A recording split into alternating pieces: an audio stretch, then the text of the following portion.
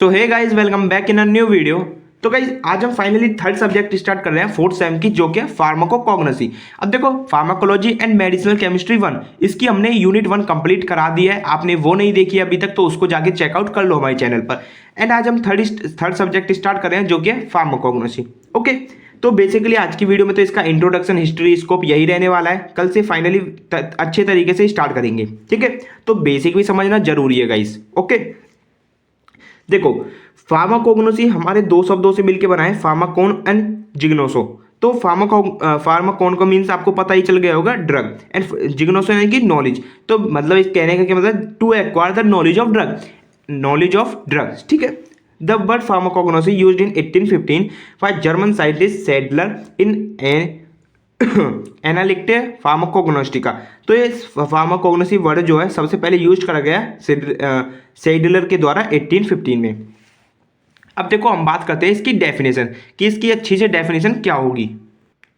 Pharmacognosy is a systemic study of crude drugs obtained from natural origin like plant, animal and mineral. तो देखो, pharmacognosy में हम basically बात करेंगे crude drugs की। क्रूड ड्रग्स क्या होती है वो समझो पहले। These are those drugs which are obtained from natural sources like plants, animal and mineral. Crude drugs हमारी वो होती हैं जो कि हमको ऑब्टेंड होती है नेचुरल सोर्सेज से। किससे? प्लांट से हो सकती है, वो एनिमल से हो सकती है, किसी भी मिनरल से हो सकती है। जैसे कि एग्जांपल एक आपको नॉर्मली बताऊं, तुलसी लीव। तुलसी लीव हम एक्सट्रैक्ट करते हैं तुलसी के पौधे से। वो किस लिए यूज करते हैं? कफ ट्रीटमेंट, खांसी के लिए, ठीक है। तो फार्माकोग्नोसी में हम बेसिकली स्टडी करने वाले हैं क्रूड ड्रग्स की। क्रूड ड्रग्स का देखने वाले हैं कि आखिर हम उसको एक्सट्रैक्ट कैसे कर सकते हैं, उसको अलग कैसे कर सकते हैं, उसको हम यूज कैसे कर सकते हैं, सब कुछ इसमें देखने वाले हैं।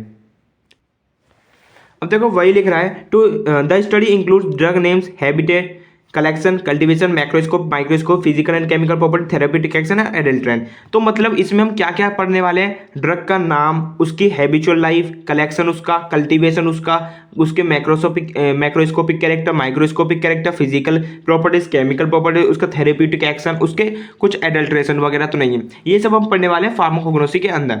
एंड मोस्ट इंपोर्टेंट आ जाता है देखो, सब्जेक्ट का नाम है ना फार्माकोग्नोसी एंड फाइटोकेमिस्ट्री। तो फाइटोकेमिस्ट्री को भी समझ लो। फाइटो मीन्स होता है प्लांट्स, केमिस्ट्री मीन्स वही केमिकल। तो मतलब फाइटोकेमिस्ट्री का बेसिक मीन है study of chemicals derived from plant, यानी कि प्लांट से जो केमिकल्स डेराइव्ड होते हैं और उनकी स्टडी को कहते हैं फाइटोकेमिस्ट्री।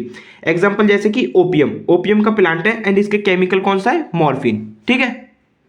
अब बात करते हैं इसकी हिस्ट्री की। देखो, the study of herbal medicine as old as human civilisation. तो देखो, हर्बल मेडिसिन यानी कि वही पेड़ पौधे से जो दवाइयाँ मिलती हैं, उनकी तो हिस्ट्री जब से है, जब से हमारे मनुष्य की प्रजाति है, ठीक है, बहुत ही एंशिएंट टाइम से। History of pharmacognosy represent the history of pharmacy and medicine because it origin as in the health related activity। तो देखो, फार्माकोग्नोसी की हिस्ट्री मतलब फार्माकोग्नोसी की हिस्ट्री रिप्रेजेंट करती है हिस्ट्री ऑफ फार्मेसी और हिस्ट्री ऑफ मेडिसिन को, ठीक है। In the early primitive men went in search of food and ate at random plants, tree, some animal. तो पहले जमाने में क्या करते थे, जो आदिवासी वगैरह लोग होते थे, वो खाने की तलाश में कुछ भी खा जाते थे। मतलब किसी भी प्लांट के पार्ट को खा लिया, किसी भी एनिमल को खा लिया, तो ऐसे करते थे वो। If no harmful effect occurs they considered as edible. यानी कि क्या हो रहा है, अगर उन्होंने वो खाया, मान लो अगर उसके अंदर मतलब उनके अंदर कोई भी हार्मफुल इफेक्ट नहीं आया, तो वो उसको कंसिडर कर देते खाने के लिए, यानी कि एडिबल। एडिबल का मीन होता है खाने लायक। If any plant part cause vomiting then it is used as emitting agent. अब देखो, उनकी सोचने और समझने की शक्ति कितनी थी। अगर कोई पार्ट प्लांट का उनको कॉज कर रहा है वोमिटिंग, तो उसको वो एज अ इमिटिंग एजेंट, यानी कि उल्टी आने वाला एजेंट यूज करते थे, ठीक है। By observing animals recognising any plant for their medicinal use. Animals को देख देख कर वही यूज करने लगे कुछ प्लांट्स को एज अ मेडिसिनल यूज, ठीक है। So the use of plants for medicine purpose started long before any form of record. इसका कोई भी रिकॉर्ड नहीं है कि कब से हमारा मेडिसिनल पर्पस के लिए हम प्लांट्स को इस्तेमाल करते हैं। अब ये तो बहुत ही ज़्यादा पुराना है, इसका कोई भी रिकॉर्ड नहीं है, बट कुछ साइंटिस्ट थे, हम उनके बेसिस पे इसको डिफाइन कर सकते हैं। इन एंशिएंट ईरा, यानी कि पहले एंशिएंट ईरा के टाइम, इस एक साइंटिस्ट है सेन नंग, कब 2838 से लेके 2698 बीसी के बीच, रोड ओल्डेस्ट फार्माकोपिया। इन्होंने सबसे ओल्डेस्ट फार्माकोपिया जो कि चाइना में है अभी, उन्होंने वह लिखी थी। पेंटेसओ, ये उनका नाम है, देख लो। It consist of 365 drugs such as ginseng cinnamon bark. इसके, ये किताब का नाम है, जो फार्माकोपिया लिखी ना उसका नाम है ये। एंड इसके अंदर थी 365 ड्रग, जिसमें जिनसेंग सिनामोन बार ये भी थे। फिर आते हैं सबसे मोस्ट इंपॉर्टेंट, हिप्पोक्रेट्स। हिप्पोक्रेट्स सबसे इंपॉर्टेंट क्यों? क्योंकि यही कहे जाते हैं भाई फादर ऑफ मेडिसिन। इनका टाइम काल था 460 से 377 बीसी। डिस्क्राइब द एचएपी, इन्होंने ही डिस्क्राइब करा था आपका सब्जेक्ट जो था human anatomy and physiology. His literature consist 360 medicine plants like garlic etcetera. इन्होंने कम से कम 360 मेडिसिन प्लांट को एब्जॉर्व मतलब ऑब्जर्व किया, जैसे कि गार्लिक हो गया और भी बहुत से। सेकंड है आपके थियोफ्रस्टस, तो इनका टाइम क्या था 370 से 287 बीसी के बीच। ये कहते हैं फादर ऑफ बोटनी, इनको फादर ऑफ बोटनी भी कहते हैं। स्टडी ऑफ प्लांट किंगडम, इन्होंने ही प्लांट किंगडम की स्टडी करी थी। फिर है एरिस्टोटिक हमारे था 384 से 322 बीसी के बीच। He is known as the father of biology, father of biology हम इनको ही कहते हैं। देखो इन्होंने प्लांट किंगडम की रिसर्च करी थी, इन्होंने एनिमल किंगडम की। फिर आते हैं डॉक्टर चंद्रकांत कोकाटे, ये हैं father of Indian pharmacognosy. Indian pharmacognosy के फादर इनको कहते हैं डॉक्टर चंद्रकांत कोकाटे। इसकी आपको बुक भी मिलेगी, सबसे ज़्यादा बुक इसी की प्रेफर करते हैं, डॉक्टर चंद्रकांत कोकाटे की। फिर है E.A. Seydler, referred as father of pharmacognosy. Father of pharmacognosy कौन है? सेडलर। बट इंडियन फार्माकोग्नोसी के फादर कौन है? चंद्रकांत कोकाटे। फिर है गैलन, गैलन कौन है? एक साइंटिस्ट है जो कि 131 से 200 बीसी के बीच।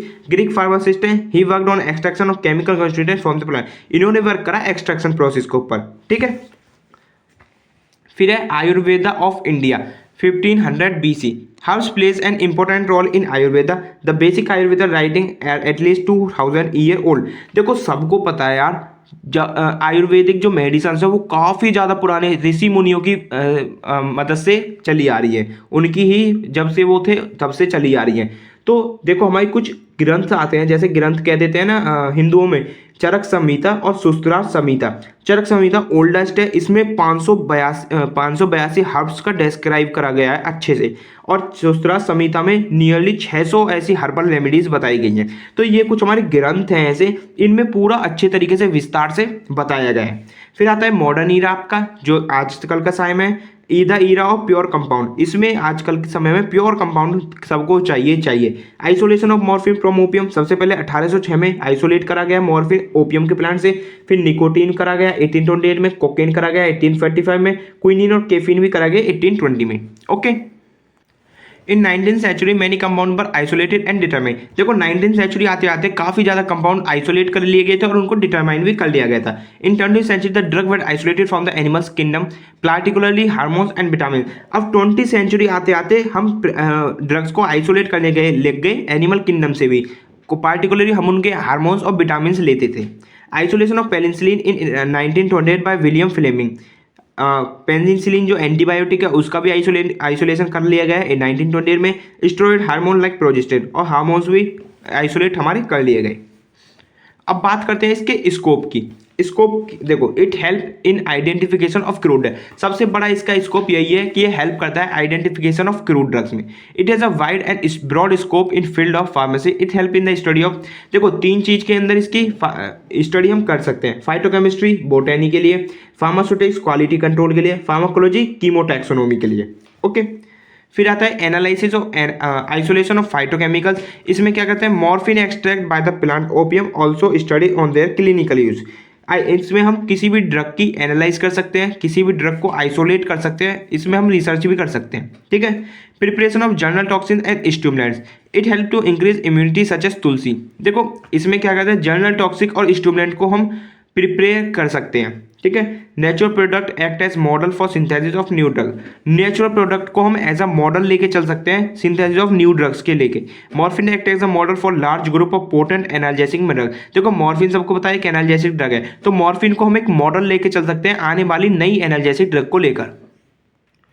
फिर है स्ट्रक्चरल एक्टिविटी रिलेशनशिप सार, जो कि मेडिकैम में मैं आपको बता चुका हूँ अच्छे से, उसमें भी है। Can be use to predict biological activity from molecular structure. Molecular structure से हम उसका सार भी डिफाइन कर सकते हैं। प्रिपरेशन ऑफ हर्बल फॉर्मुलेशन, जैसे चूरन हो गया, सुबह लेना, ये जो जड़ी बूटी वगैरह होती है वो उनका हम प्रिपरेशन भी कर सकते हैं।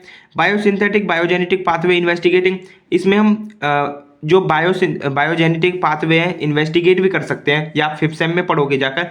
प्राइमरी है, इसमें कार्बोहाइड्रेट, लिपिड, प्रोटीन, इनका देख सकते हैं इनकी ग्रोथ कैसी हो रही है। सेकेंडरी में आते हैं आपके alkaloids, phenolics, steroid, essential oil, जो कि प्रोड्यूस्ड होते हैं प्राइमरी से ही। ये आप पढ़ोगे 5th सेम में जाके फार्माकोग्नोसी के अंदर। एंड कल्टीवेशन और कलेक्शन भी कर सकते हैं किसी भी मेडिसिनल प्लांट का, जैसे क्लोव हो गया, सिंकोना, सेना, ओपीएम, ये कुछ हमारे मेडिसिनल प्लांट्स होते हैं, इनको हम कलेक्ट भी कर सकते हैं, कल्टीवेट भी कर सकते हैं, यानी कि ग्रो भी कर सकते हैं। जैसे इन स्टेरॉइड, अब इनके थोड़े से और स्कोप है, जैसे कि स्टेरॉइड इंडस्ट्री में जा सकते हैं, फाइटो मेडिसिन में जा सकते हैं, टिश्यू कल्चर में जा सकते हैं, फ्लेवरिंग एजेंट और परफ्यूम की इंडस्ट्री में भी जा सकते हैं। तो गाइस ये था आपका जनरल इंट्रोडक्शन आज का फार्माकोग्नोसी एंड फाइटोकेमिस्ट्री 1 का, 4th सेम बी फार्मा। कल से हम स्टार्ट करेंगे इसका यूनिट 1 अच्छे से, ठीक है। तो अभी तक चैनल को सब्सक्राइब नहीं किया तो प्लीज़ चैनल को थोड़ा सपोर्ट करो एंड अपने फ्रेंड्स के साथ शेयर करो। मिलते हैं नई वीडियो में नए दिन, तब तक के लिए बाय बाय, टेक केयर।